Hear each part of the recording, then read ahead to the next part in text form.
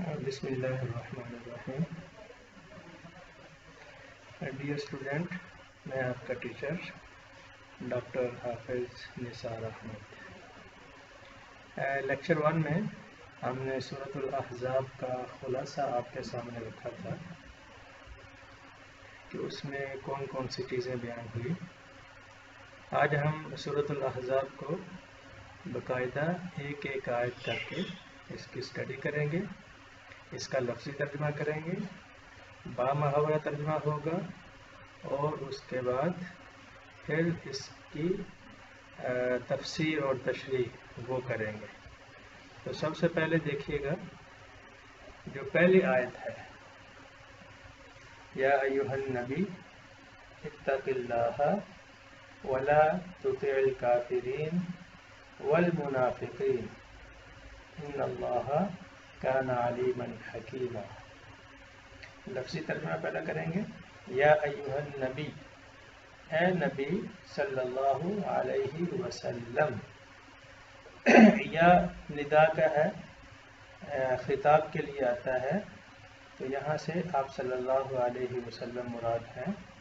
آپ کو خطاب کیا گیا، اتق اللہ، اتق فعل امر ہے، ٹھیک ہے، کہ ڈرو تم اللہ تعالیٰ سے۔ اے نبی صلی اللہ علیہ وسلم اللہ تعالیٰ سے ڈریں۔ ولا تطع، اور نہ اتباع کریں، نہ کہا مانیں، الکافرین والمنافقین، کافروں اور منافقوں کا کہا نہ مانیں۔ ولا تطع الکافرین والمنافقین، منافق اور کفار کی باتیں نہ مانیں۔ ان اللہ کان علیما حکیما، بے شک اللہ تعالی جاننے والے اور حکمت والے ہیں۔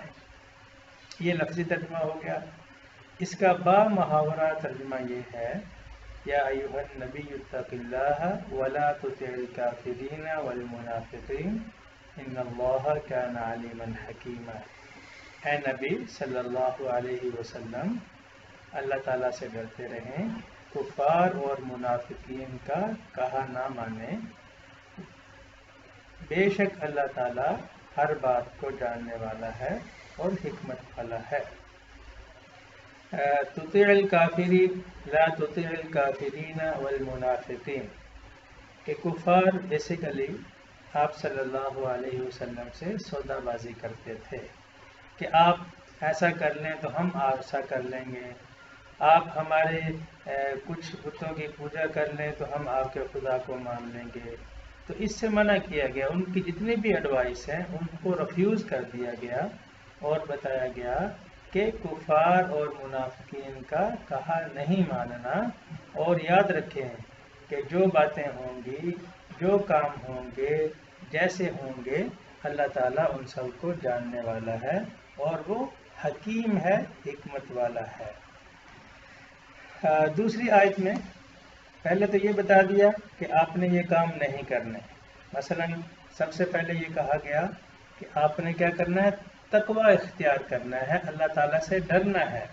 یعنی شروع کی آیات میں آپ صلی اللہ علیہ وسلم کو کچھ احکامات دیے کہ کچھ آپ کو کہا یہ کام کرنے ہیں، اور کچھ کو کہا کہ یہ کام نہیں کرنے ہیں۔ پہلی آیت میں یہ بتایا گیا کہ جو کام کرنے والا ہے وہ ہے تقوی اختیار کرنا، اللہ تعالیٰ کا ڈر اور خوف، اللہ تعالیٰ سے ڈرنا ہے ہر حال میں۔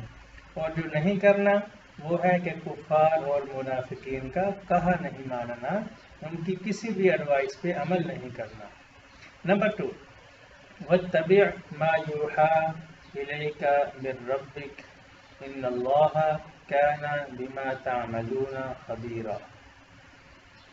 واتبع، پیروی کریں آپ، پیچھے چلیں آپ، ما اس چیز کے، یوحا جو وحی کی گئی، جو نازل کی گئی، جو اتاری گئی، الیکا آپ کی طرف، من ربکا تیرے رب کی طرف سے، ان اللہ بے شک اللہ تعالی، کانا بما تعملون وہ جو عمل کرتے ہیں، وہ جو تم عمل کرتے ہو، خبیرہ باخبر ہے۔ با محاورہ اس کا ترجمہ ایسے ہوگا، پوری آیت سنیے گا۔ وَاتَّبِعْ مَا يُوحَىٰ إِلَيْكَ مِن رَبِّكَ إِنَّ اللَّهَ كَانَ بِمَا تَعْمَلُونَ خَبِيرًا۔ با محاورہ ترجمہ اس کا یہ ہوگا کہ آپ نے اس چیز کی پیروی کرنی ہے جو تیرے رب کی طرف سے نازل کی گئی ہے، یعنی آپ نے وحی کی پیروی کرنی ہے۔ وحی میں ایک جو نبی ہے اس کا جو مقام اور منصب ہے، جو اس کی شان شیان ہے، وہ یہی ہے کہ جو اللہ کا حکم بندوں کے نام اللہ نے اس نبی پہ اتارا ہے، وہ بیائی نہیں، بغیر کسی رد و بدل کے وہ اس قوم اس امت تک پہنچا دیا جائے۔ یہاں پر اس آیت میں بھی اللہ کی طرف سے یہ حکم دیا گیا ہے کہ وَاتَّبِعْ مَا يُوحَىٰ إِلَيْكَ مِن رَبِّكَ، کہ آپ نے وحی کی پیروی کرنی ہے جو نازل کیا گیا ہے تیرے رب کی طرف سے۔ رب کا جو حکم ہے اس کو فالو کرنا ہے، کفار اور منافقین کی باتوں میں نہیں آنا۔ کفار اور منافقین جو بھی کہتے رہیں ان کی بات کو ہرگز نہیں ماننا، بلکہ آپ کے لیے معیار کیا ہے؟ وہ ہے اللہ تعالیٰ کا حکم، وہ ہے اللہ تعالیٰ کی وحی کی پیروی، کہ جو اللہ نے نازل کر دیا وہی پیغام آپ نے امت تک پہنچانا ہے اور اسی پہ عمل کرنا ہے، ٹھیک ہے۔ ان اللہ کان بما تعملون خبیرا، آگے اللہ تعالیٰ نے وارننگ دے دی کہ تم جو عمل بھی کرتے ہو اللہ تعالیٰ اس سے باخبر ہے۔ اللہ تعالیٰ خبیر ہیں، جاننے والے ہیں، خبر رکھنے والے ہیں۔ ایسا نہیں ہو سکتا کہ کوئی کام کوئی بات اللہ تعالیٰ سے اوجل ہو جائے یا اللہ تعالیٰ کے علم میں نہ آئے۔ تو دو آیات ہو گئی۔ پہلی آیت میں یہاں پر بیسیکلی 3 حکم ہو گئے، ان میں سے 2 کام ایسے ہیں جو کرنے ہیں اور ایک کام ایسا ہے کہ جو نہیں کرنا۔ دوبارہ دیکھیے گا، پہلے کیا فرمایا گیا کہ جو آپ نے کام کرنا ہے وہ ہے اللہ تعالیٰ کا ڈر اور خوف۔ یاد رکھیں، جب انسان کے دل میں اللہ کا ڈر اور خوف ہوتا ہے تو جو ہی انسان کے قدم برائی کی طرف بڑھنے لگتے ہیں تو فوراً وہ ڈر اور خوف اللہ تعالیٰ کا انسان کو مجبور کر دیتا ہے اس برائی اور بے حیائی کے کام سے پیچھے ہٹنے میں۔ تو یاد رکھیں، جس انسان کے دل میں اللہ تعالیٰ کا ڈر اور خوف ہوگا یقیناً وہ اللہ کے قریب ہوگا۔ تو نبی جو کیا ہے، شان والا ہے، عظمت والا ہے، حرمت والا ہے، ہمارے نبی پیارے نبی صلی اللہ علیہ وسلم کو حکم دیا جا رہا ہے، ڈائریکٹ ان کو ہے، اور امت کو سمجھایا جا رہا ہے کہ آپ نے بھی اللہ کا ڈر اور خوف دل میں رکھنا ہے۔ اور دوسری بات جو نہیں کرنی، وَلَا تُطِعِ الْكَافِرِينَ وَالْمُنَافِقِينَ، کہ کفار اور منافقین کا کہا نہیں ماننا، ان کی باتوں میں نہیں آنا۔ اور اس کے بعد نمبر 3 کیا ہے؟ وَاتَّبِعْ مَا يُوحَىٰ إِلَيْكَ مِن رَبِّكَ، کہ آپ نے جو وحی تیرے رب کی طرف سے نازل کی گئی ہے اس کی اتباع کرنی ہے، اس کی پیروی کرنی ہے، اس لیے کہ اللہ تعالیٰ ہر عمل سے باخبر ہے۔ آگے ایک اور کام جو آپ نے کرنا ہے، وَتَوَكَّلْ عَلَى اللَّهِ وَكَفَى بِاللَّهِ وَكِيلًا، توکل اور بھروسہ، وتوکل اور تو بھروسہ رکھ، علی اللہ اللہ تعالیٰ پر، وکفا اور کافی ہے، باللہ اللہ تعالیٰ، وکیلا نگہبان کارساز۔ وتوکل علی اللہ وکفا باللہ وکیلا، کہ اللہ تعالیٰ پر آپ کا بھروسہ اور توکل صرف اور صرف اللہ تعالیٰ پر ہو، اور تمہارا نگہبان، تمہارا نگران، تمہارا وکیل، تمہارا ہر لحاظ سے ہر چیز کون ہے؟ وکفا باللہ، اللہ ہی کو کارساز سمجھے، اللہ ہی کو اپنا وکیل سمجھے۔ اب یہ حکم بھی دیا گیا کہ آپ نے کیا کرنا ہے؟ توکل کرنا ہے اور بھروسہ کرنا ہے، کس پر؟ اللہ، اللہ تعالیٰ پر۔ کیوں؟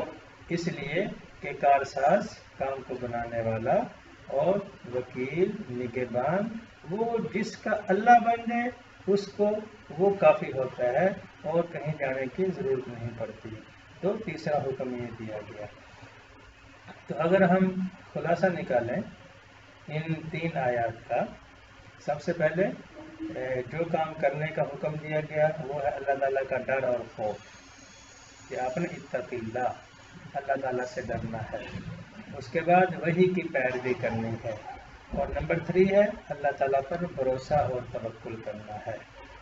3 کام ان آیات مبارکہ میں سورۃ الاحزاب، جس کا خلاصہ ہم پڑھ چکے ہیں کہ احزاب اس کو کیوں کہتے ہیں، وہ ڈیٹیل میں ہم نے اس پہ بات کی۔ اور اب پہلی جو 3 آیات میں 3 کام، 3 حکم دیے گئے کہ آپ نے تقوی اختیار کرنا ہے، نمبر 1، نمبر 2 وحی کی پیروی کرنی ہے، اور نمبر 3 اللہ تعالیٰ پر بھروسہ اور توکل کرنا ہے۔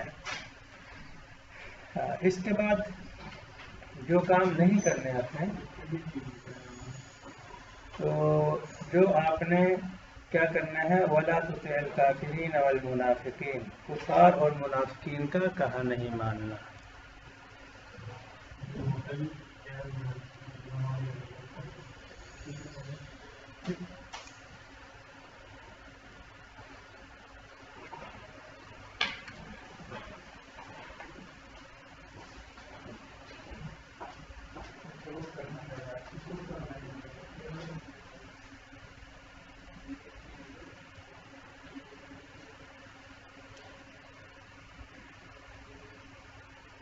جی آگے جو آیات ہیں اس میں اللہ تعالیٰ نے بیسیکلی ایک عرب میں ایک رواج تھا زہار کرنے کا، زہار جسے کہتے ہیں، زہار کی بھی ریولیشن کروں گا، کہ جو شخص اپنی بیوی کو تنگ کرنا چاہے یا اس کو مقصد تنگ کرنا ہوتا تو وہ اسے زہار کر لیتا، اور اس زہار میں نہ تو اس عورت کو، اس شخص کی بیوی کو طلاق ہوتی ہے، نہ ہی وہ بیوی رہتی ہے۔ تو اس سے اللہ تعالیٰ نے منع کیا اور اس اصول کو رد کر دیا۔ پہلے ترجمہ ہم کریں گے، اس کے بعد ماورا ترجمہ ہوگا، پھر ہم اس مسئلے کو سمجھیں گے۔ ما جعل اللہ لرجل من قلبین فی جوفی، ما نافیہ ہے جس کا معنی یہاں پر نہیں، ما نہیں، جعل اللہ بنایا اللہ تعالیٰ نے، جعل یجعل بنانا، ٹھیک ہے، ما جعل اللہ نہیں بنایا اللہ تعالیٰ نے، لرجل من قلبین فی جوفی، لی واسطے، رجل آدمی کو کہتے ہیں، آدمی کے واسطے، یہ آدمی کے لیے اللہ تعالیٰ نے نہیں بنایا، من قلبین، قلب کہتے ہیں دل کو، اور یہ ڈوول آ گیا تثنیہ جسے کہتے ہیں ہم عربی میں مثنیٰ کہتے ہیں اس کو، قلبین، 2 دل، قلوب اس کی جمع ہے قلب۔ اگر آپ ہاسپٹل کے باہر جائیں جہاں پہ جو شعبہ ہوتا ہے دل کے وارڈ کا، تو امراض قلب لکھا ہوتا ہے، تو قلب کا معنی ہوتا ہے دل، اور اگر 2 دل ہو اسے کہتے ہیں قلبین یا قلبان، اور اگر بہت سارے ہوں جمع ہوں تو اسے کہتے ہیں قلوب، ٹھیک ہے، الا بذکر اللہ تطمئن القلوب۔ تو یہاں پر قلب سے مراد ہے دل۔ جوف کہتے ہیں جو درمیانہ دڑ ہوتا ہے انسان کی باڈی کا، جو درمیانہ حصہ ہے، پیٹ آپ اسے کہہ لیں، دڑ کہہ لیں، اسے جوف کہتے ہیں۔ اب ترجمہ دیکھیں دوبارہ، ما جعل اللہ لرجل من قلبین فی جوفی، کہ اللہ تعالیٰ نے کسی آدمی کے پیٹ، سینہ یا دڑ میں 2 دل نہیں بنائے۔ لفظ ترجمہ پہلے، ما جعل اللہ نہیں بنایا اللہ تعالیٰ نے، لرجل کسی آدمی کے لیے، من قلبین 2 دل، فی جوفی اس کے دڑ میں، اس کے سینے میں، اس کے پیٹ میں۔ بامور ترجمہ ہوگا کہ کسی آدمی کے سینے میں اللہ تعالیٰ نے 2 دل نہیں بنائے۔ اب یہ مثال دے کر، یہ بات کہہ کر، جس طرح یہ پاسبل نہیں، ممکن نہیں کسی بھی صورت میں کہ کسی ایک آدمی کے 2 دل ہوں، ایسے یہ بات کہہ کے اللہ تعالیٰ آگے بات سمجھانا چاہ رہے ہیں، وما جعل، اور نہیں بنایا اللہ تعالیٰ نے، ازواجکم، تمہاری بیویوں کو، ازواج زوج کی جمع ہے، ٹھیک ہے، زوج عربک میں کس کے لیے بولا جاتا ہے؟ بیوی خاوند دونوں کے لیے بولا جاتا ہے، تو اس کی جمع ہے ازواج. کم تمہاری، نہیں بنایا اللہ تعالیٰ نے تمہاری بیویوں کو.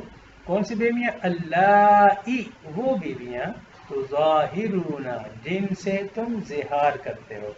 ٹھیک ہے، اللہ وہ بیویاں تظاہرون، زہار سے ہے. زہار اب میں نے آپ کو زہار کہتے ہیں کہ اپنی بیوی کو ان رشتوں سے تشبیہ دینا. ٹھیک ہے، ان رشتوں سے تشبیہ دینا کہ جو رشتے اس آدمی پر حرام ہیں، جن سے نکاح کرنا حرام ہے. مثال کے طور پر کوئی شخص یہ کہے اپنی بیوی کو کہ تم مجھ پر ایسے ہو جیسے میری ماں، تم میرے لیے ایسے ہو جیسے میری بہن، یا تمہارا مقام اور مرتبہ میرے لیے ایسے ہے جیسے میری پھوپھی، خالہ، بھتیجی، بانجی. وہ رشتے جن سے انسان نکاح نہیں کر سکتا، نکاح کرنا حرام ہے، ان رشتوں سے انسان اپنی بیوی کو تشبیہ دے، اسے کہتے ہیں زہار. اب جب عرب کے اندر لوگ زہار کرتے تھے تو پھر وہ بیوی اس کی لٹک جاتی تھی درمیان میں، نہ وہ طلاق یافتہ ہوتی تھی نہ ہی وہ اس کی بیوی ہوتی تھی. تو اللہ تعالیٰ نے اس اصول کو بدل دیا. وما جعل ازواجکم اللائی، وما جعل نہیں بنایا اللہ تعالیٰ نے ازواجکم تمہاری بیویوں کو، اللائی وہ بیویاں، تظاہرون منہن، تم زہار کرتے ہو، منہن ان بیویوں سے، جن بیویوں سے تم زہار کرتے ہو. اللہ نے نہیں بنایا، کیا نہیں بنایا؟ امہاتکم، امہات کی جمع ہے، ماں کو کہتے ہیں تم تمہاری، یعنی ان بیویوں کو تمہاری ماں نہیں بنا دیا. ٹھیک ہے، ایک اصول یہاں پر ہو گیا. اب سمجھے اس آیت کو کہ اللہ تعالیٰ یہاں پر ہمیں کیا سمجھانا چاہ رہے ہیں کہ جو عرب کا ایک دستور تھا، عرب کا ایک رواج تھا کہ ظاہر طور پر منہ سے کہہ دینے سے یا زہار کر دینے سے، کوئی شخص اگر کہتا ہے کہ تم مجھ پر میری ماں جیسی ہو، تو ان کے کہنے سے وہ تمہاری ماں نہیں بن جاتی، وہ تمہاری بیوی ہی رہتی ہے. اللہ تعالیٰ یہ سمجھانا چاہ رہے ہیں. وما جعل ازواجکم اللائی، اور نہیں بنایا اللہ تعالیٰ نے تمہاری بیویوں کو جن سے تم زہار کرتے ہو. کیا نہیں بنایا؟ امہاتکم تمہاری ماں. اللہ تعالیٰ نے تمہاری بیویوں کو تمہاری ماں نہیں بنایا جن کو تم زہار کرتے ہو. اب آئیں کہ جس طرح ایک انسان کے سینے میں دو دل نہیں ہو سکتے، ایسے ہی کسی کے کہہ دینے سے تمہاری بیوی تمہاری ماں نہیں بن سکتی.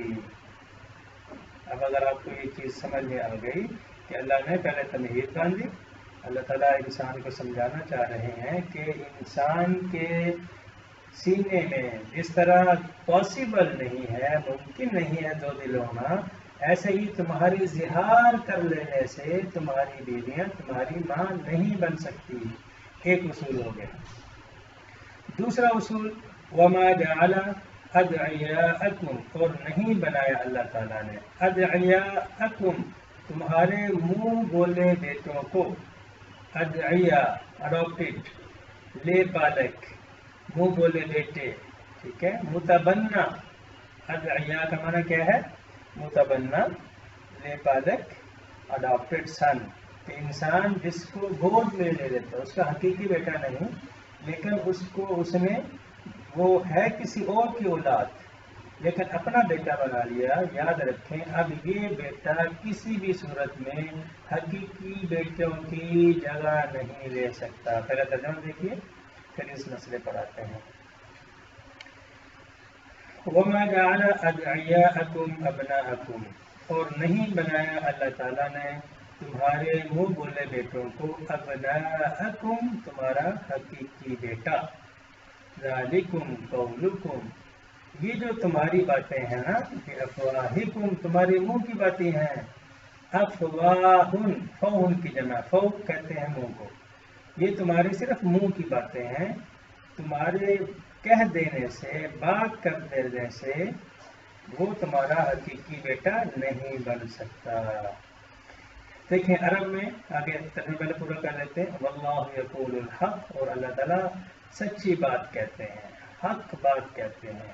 وہو یہدی السبیل، اور وہ سیدھے راستے کی طرف رہنمائی کرتے ہیں. اللہ یقول الحق، اور اللہ تعالیٰ قال یقول کو میں نے کہنا فرمانا، اللہ تعالیٰ حق بات فرماتے ہیں، صحیح بات کہتے ہیں.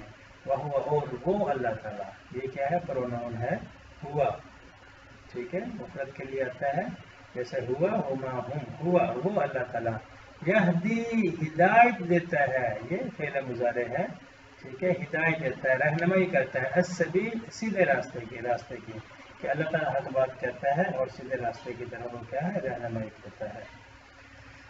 اب اس کا بیک گراؤنڈ پہ آ جاتے ہیں. آپ صلی اللہ علیہ وسلم نے حضرت زید بن حارثہ ان کو اپنا متبنہ بنایا، لے پالک، ان کو اڈاپٹ کیا، اپنا بیٹا مقرر کیا. اور بیٹا مقرر کرنے کی وجہ بیٹا بنانے کی وجہ آپ کو میں شارٹ میں بتا دیتا ہوں کہ حضرت زید بن حارثہ ایک قافلے میں اپنی والدہ کے ساتھ سفر کر رہے تھے. وہ قافلہ ڈاکوؤں نے لوٹا، حضرت زید کو چھینا اور ان کو آگے بیچ دیا. عرب میں جس طرح آج کل ہمارے معاشرے میں مویشیوں کی منڈی لگتی ہے، عرب کے دستور کے مطابق انسانوں کی خرید و فروخت ہوتی تھی، انسانوں کی بیچنے کی اور لینے کی منڈیاں لگتی تھی. چنانچہ حضرت زید بن حارثہ بکتے بکتے مکہ میں ایک میلہ لگتا تھا جس کا نام تھا اوکاس. بکتے بکتے اوکاس میں پہنچے اور وہاں پر پہنچنے کے بعد ان کو خرید لیا حضرت حکیم بن ام حزام. یہ بھتیجے ہیں حضرت خدیجہ رضی اللہ تعالی عنہا کے. انہوں نے خرید کر حضرت زید کو اپنی پھوپھی حضرت خدیجہ کو گفٹ کر دیا. اس طریقے سے آپ صلی اللہ علیہ وسلم کی شاگردگی میں آپ پہنچے. یہاں پر ابھی بچے تھے اور یہ زمانہ کون سا ہے؟ یہ وہ زمانہ ہے کہ جہاں پر مسلمان، یعنی آپ صلی اللہ علیہ وسلم نے ان کی تربیت کی اور آپ کے یعنی ابھی قبل از اسلام ابھی اللہ تعالیٰ نے آپ کو نبی نہیں بنایا، ٹھیک ہے، نبی نہیں بنایا. اور اس وقت حضرت زید بن حارثہ آپ کے پاس تشریف لے آئے، وہاں پر رہے، آپ نے ان کو تربیت کی، کبھی ڈانٹا نہیں، جھڑکا نہیں. کچھ عرصے کے بعد حضرت زید کے والد کو جو ان کا علاقہ تھا، ٹھیک ہے، وہاں سے کچھ لوگ حج کے زمانے میں مکہ پہنچے. انہوں نے دیکھا حضرت زید یہاں موجود ہیں. واپسی پر جا کر بتایا کہ آپ کا بیٹا مکہ کے فلاں شخص کے قبضے میں ہے. چنانچہ والد اور حضرت زید کے چچا وہاں سے چلے اپنے بیٹے کو ملنے کے لیے، جذبات بھرے ہوئے، شوق ذوق. آپ صلی اللہ علیہ وسلم کے پاس پہنچتے ہیں اور کہنے لگے آپ جو ڈیمانڈ کرتے ہیں، جو ہم سے مانگنا چاہتے ہیں، ہم آپ کو دینے کے لیے تیار ہیں، لیکن آپ ہمارے بیٹے کو ہمارے حوالے کر دیں. آپ نے فرمایا بھی آپ کس کی بات کر رہے ہیں؟ فرمایا ہم زید کی بات کر رہے ہیں. آپ نے فرمایا دیکھو بھائی، اگر زید آپ کے ساتھ جانا چاہے تو میں آپ سے کوئی ڈیمانڈ نہیں کرتا، بغیر کسی ڈیمانڈ کے، بغیر کسی ہدیے کے وہ آپ کے ساتھ جا سکتا ہے. جب والد اور چچا نے یہ بات سنی تو خوشی سے پھولے نہ سمائے کہ یہ تو بہت اچھا انسان ہے. اب یہاں پر حضرت زید غلامی کی زندگی گزار رہے ہیں. باپ اور چچا نے یہ کبھی سوچا ہی نہیں تھا کہ حضرت زید آزادی کی زندگی پر غلامی کو ترجیح دیں گے. اور خوشی خوشی فرمایا ہمارے بیٹے کو بلائیں. حضرت زید آئے، آپ نے ان سے آ کے کھڑے ہو گئے. فرمایا ان کو جانتے ہو؟ کون ہے یہ؟ فرمایا جی یہ میرے والد ہیں اور یہ میرے چچا ہیں. تو آپ نے فرمایا ملو ان کو. باپ اپنی پدرانہ شفقت کے تحت ملا، بوسہ دیا، معانقہ کیا، حال احوال پوچھا. فرمایا کہ زید ہم آپ کو لینے آئے ہیں. اب یہاں پر حضرت زید نے وہ تاریخی کلمات فرمائے کہ اے ابا جان، اے چچا جان، میں آپ کے ساتھ جانے پر ان آدمی کو ترجیح دوں گا، میں ان کے ساتھ رہنے کو ترجیح دوں گا۔ چچا اور والد حیران اور پریشان کہ کہاں غلامی کی زندگی اور کہاں آپ آزاد، کیا ہو گیا آپ کو؟ لیکن جب وہ کچھ دن رہے، آپ کے معمولات دیکھے، تو وہ خوشی خوشی واپس چلے گئے اور انہوں نے کہا کہ ہمارا بیٹا محفوظ ہاتھوں میں ہے، صحیح جگہ پہ ہے۔ چنانچہ اب آتے ہیں اس بات پہ متبنہ، جب حضرت زید نے جانے سے انکار کر دیا تو آپ صلی اللہ علیہ وسلم نے حضرت زید کا ہاتھ پکڑا، فوراً خانہ کعبہ پہنچے، لوگوں کو اکٹھا کیا اور اعلان کیا، بازو پکڑ حضرت، کہا لوگوں آج کے بعد زید میرا بیٹا ہے، آج کے بعد زید میرا بیٹا ہے۔ تو چنانچہ جب یہ کہا تو لوگ اب آپ کو زید ابن حارثہ کے بجائے زید ابن محمد کے نام سے پکارنے لگے صلی اللہ علیہ وسلم۔ جب یہ بات ہوئی تو اب یہاں پر کیا ہوا، جو حقیقی بیٹے تھے، اگر یہ اصول اور یہ ضابطہ ایسے ہی چلتا رہتا تو حقیقی بیٹوں کا حق جو تھا وہ چھین جاتا۔ چنانچہ اللہ تعالیٰ نے اس کو ختم کیا، فرمایا کہ تمہارے منہ سے کہہ دینے سے کوئی شخص تمہارا حقیقی بیٹا نہیں بن جاتا، بلکہ وہ کیا ہے، وہ لے پالک یا متبنہ ہی رہے گا۔ چنانچہ اللہ نے آگے آیت میں یہ حکم دیا کہ ادعوہم، پکارو تم ان کو، بلاؤ تم ان کو، لآبائہم، ان کے باپوں کے ناموں سے، وَأَقْسَطُ عِندَ اللَّهِ، یہ زیادہ قرین انصاف ہے اللہ تعالیٰ کے نزدیک۔ فَإِن لَّمْ تَعْلَمُوا، پس اگر نہیں جانتے تم، آباءہم، ان کے باپوں کے ناموں کو یا ان کے باپوں کو، فَإِخْوَانُكُمْ فِي الدِّينِ وَمَوَالِيكُمْ، فَإِخْوان، اخوان اخ کی جمع ہے، پس وہ تمہارے بھائی ہیں اور دوست ہیں، فی الدین، دین کے معاملے میں۔ ٹھیک ہے، پہلا حکم کیا دیا، ادعوہم لآبائہم وأقسط عند اللہ، کہ اللہ کے نزدیک قرین انصاف یا انصاف یہ ہے کہ تم ان کو ان کے باپوں کے ناموں سے پکارو۔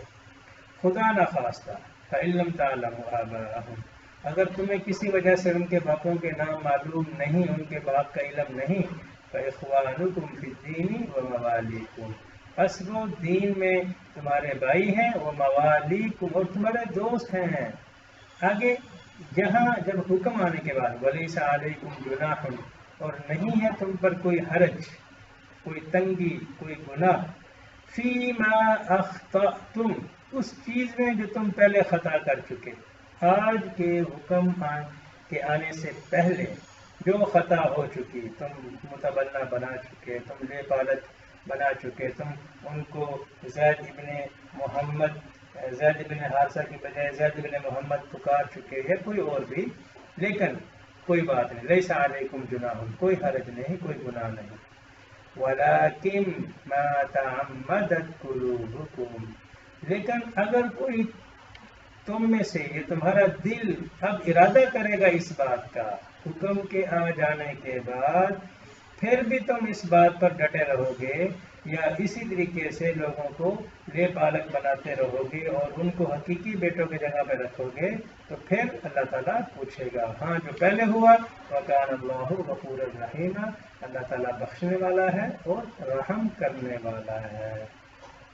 تو یہ خلاصہ نکلا اس بات کا کہ اس میں یہ حکم بیان کیا گیا کہ جو شخص کسی کو اڈاپٹ کرتا ہے، یاد رکھیں وہ کبھی بھی حقیقی اولاد کی جگہ پہ نہیں آ سکتا۔ اگر انسان کے فوت ہونے کے بعد اس کی وراثت میں سے اس کو حصہ دیا جائے گا تو یقیناً یہ حقیقی اولاد کا حق ضائع ہوگا۔ اس اصول کو ختم کرنے کے لیے اللہ تعالیٰ نے آپ صلی اللہ علیہ وسلم اور حضرت زید اس سے یہ شروع کیا اور بتا دیا کہ صرف تمہارے منہ سے کہہ دینے سے وہ تمہارا حقیقی بیٹا نہیں بن جاتا، بلکہ بہترین عمل کیا ہے، تم ان کو ان کے باپوں کے ناموں سے پکارو، اور ان کو جو اگر کسی وجہ سے تمہیں ان کے باپ کا نام معلوم نہیں ہے، نو پرابلم، پھر کیا کریں آپ، فإخوانکم فی الدین وموالیکم، دین میں تمہارے وہ بھائی ہیں اور تمہارے دوست ہیں۔ और पीछे जो हुआ सो हुआ, अल्लाह ताला बख्शने वाला है। लेकिन हुक्म के आ जाने के बाद अगर तुम फिर भी इस पे अमल करते रहोगे तो अल्लाह ताला आपसे ज़रूर पूछेगा। सूरतुल अहज़ाब की ये 5 आयत हो गई।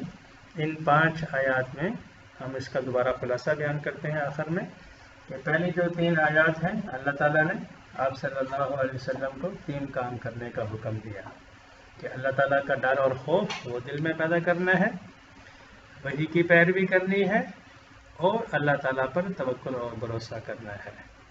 और जो काम नहीं करना वो क्या है, कुफ़ार और मुनाफिकीन की इताअत नहीं करनी। कुफ़ार वला तुतिल काफिरीन वल मुनाफिकीन, कुफ़ार और मुनाफिकीन का कहा नहीं मानना।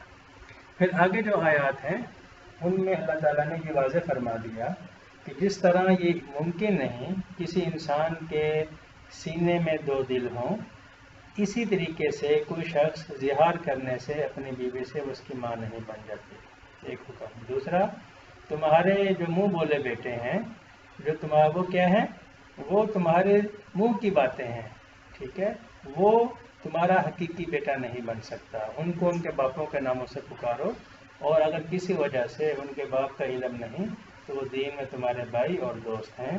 और पीछे जो हुआ अल्लाह ताला माफ़ करने वाला है, लेकिन हुक्म के आ जाने के बाद फिर अल्लाह ताला उससे पूछा जाएगा। उम्मीद है इंशाअल्लाह आपको आज का लेक्चर जो है समझ आ गया होगा और अल्लाह ताला हमें इस पे अमल करने की तौफीक अता फरमाए। अस्सलामु अलैकुम व रहमतुल्लाहि व बरकातुहू।